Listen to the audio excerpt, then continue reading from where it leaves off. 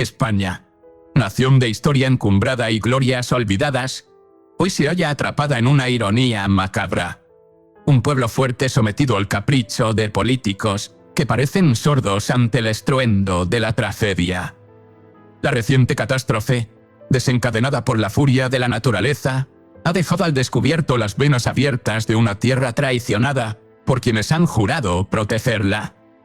Mientras el agua subía y el lodo devoraba calles, vidas y esperanzas, el gobierno observaba desde la distancia, amurallado en la inacción, recitando la misma letanía vacía. Si necesita más recursos, que los pida. Es tentador buscar culpables, y sin duda, abundan. Pero el verdadero enemigo es la complacencia, la estructura podrida que permite que la desidia se transforme en política de Estado. Recordemos a Bélgica, esa patria que navegó 541 días sin un gobierno formal y no se hundió. Recordemos a los Países Bajos, donde formar coaliciones ha sido un deporte de resistencia, y aún así, sus ciudadanos no quedaron a la deriva. ¿Qué nos dice esto? Que el Estado en su forma más pura no es la suma de promesas electorales ni de discursos inflamados, sino el corazón y las manos del pueblo que lo sostiene. Y aquí, en nuestro país de contrastes y contradicciones, ¿qué ocurre? 3 millones de funcionarios mantienen el engranaje en movimiento, pero no son ellos quienes definen el rumbo cuando los cielos se desgarran y el suelo se inunda. Entonces, se necesita más. Un liderazgo que no se paralice ante la incertidumbre, ni use la burocracia como escudo. Sin embargo, cuando las calles de Valencia se inundaron de lodo y desesperanza, la respuesta fue el silencio. Un silencio que caló más hondo que el agua helada. Un silencio que traicionó. Imágenes desgarradoras comenzaron a inundar las redes. Coches arrastrados por corrientes imparables. Ancianos desvalidos empujados en sillas de ruedas en medio de un océano de barro. La tragedia, en su forma más cruda, no es solo el hecho mismo, sino la pasmosa reacción de quienes deberían liderar la salvación.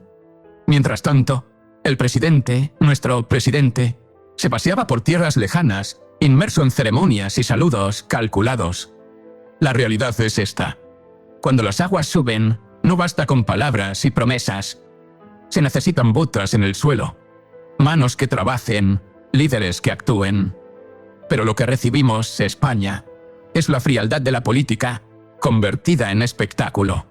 Se reprocha que el líder no acelere el regreso, que se aferre a sus compromisos de relumbrón en el extranjero, mientras los pueblos se ahogan.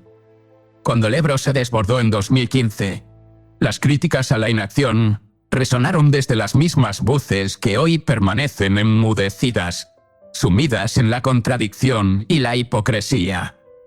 ¿Qué ha cambiado?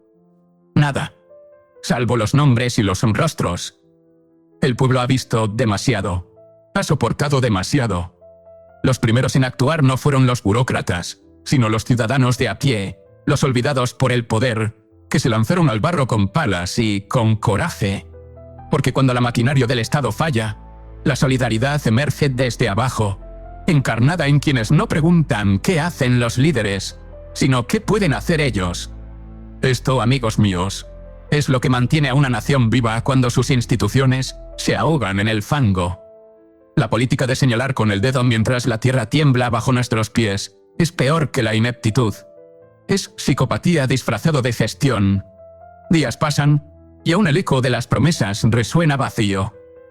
Si necesita más recursos, que los pida. Repiten, como si la tragedia tuviera tiempo para formular solicitudes formales. Y entre tanto, el lodo es movido por los brazos anónimos de la plebe, esa plebe a la que algunos desdeñan desde sus púlpitos dorados. ¿Qué le debe pasar a un país para que despierte de su letargo? ¿Cuánto dolor es suficiente? Ver la muerte rondar nuestras calles, a nuestros mayores abandonados en asilos, sin agua ni comida. Es una imagen que nos debería helar hasta el alma. Sin embargo, los salones del poder permanecen insonorizados al clamor del pueblo. Y mientras tanto, los youtubers y las voces independientes, aquellos que antaño fueron relegados al ámbito del entretenimiento, ahora se convierten en heraldos de ayuda real, movilizando a sus seguidores para llenar el vacío dejado por el Estado. La indignación se apodera de quienes aún sienten. No es momento de debates ideológicos, ni de buscar en las arcas de la historia excusas medievales para justificar la incompetencia. La verdad es que, cuando las aguas se retiran, queda expuesto el terreno y lo que queda es un país dividido. No solo en territorios y autonomías, sino en dos Españas, la que se arremanga y la que se esconde. Los muertos no pueden ser solo números, puntos de estadísticas que se archivan y olvidan. Son historias truncadas, futuros que se han desvanecido. Y si no alzamos la voz ahora, si no exigimos una reforma de los principios que rigen nuestra política, entonces sus muertes habrán sido en vano. El momento de exigir justicia es ahora, antes de que las aguas vuelvan y el ciclo se repita, con nuevas víctimas y la misma inacción. Debemos preguntarnos, España, ¿qué estamos dispuestos a tolerar? No más. Es hora de que el pueblo actúe, no solo con palabras, sino con acción, reclamando lo que por derecho le pertenece. Un gobierno que no sirva solo a su vanidad, sino a su gente. Hoy, como ayer, y como siempre, la única verdad que queda es que solo el pueblo salvará al pueblo.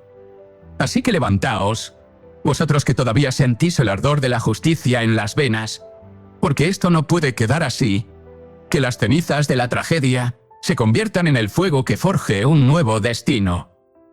Buenas noches, y que la revolución no sea solo una esperanza, sino una realidad.